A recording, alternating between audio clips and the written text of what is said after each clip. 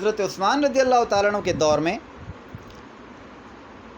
افریقہ جو فوج روانہ فرمائی اس میں حسنین کرام دونوں شامل تھے، اور افریقہ فتح کرنے والوں میں دونوں حضرات شامل تھے۔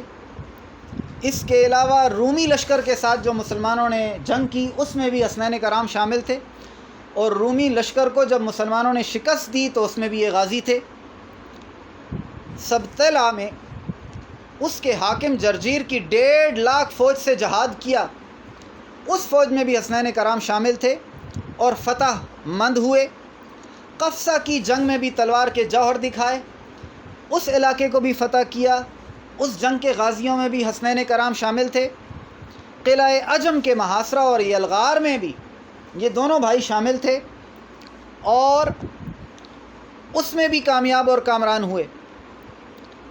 30 ہجری میں حضرت عثمان رضی اللہ تعالیٰ عنہ نے طبرستان پر لشکر کشی کی، اس میں بھی یہ دونوں بھائی شریک تھے اور غازی ہوئے۔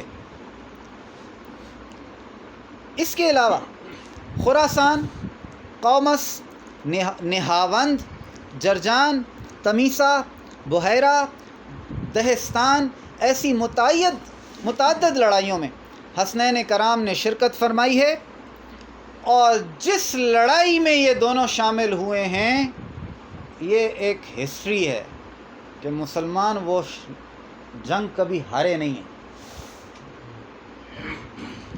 یہ جو بات آپ کو کہتا ہوں کہ جس لڑائی میں شامل ہوئے وہ جنگ مسلمان کبھی ہارے نہیں، اس واقعے کو امام ابن اسیر الجزری الکامل فی التاریخ میں لے کر آئے ہیں، جلد نمبر 3 صفحہ 84۔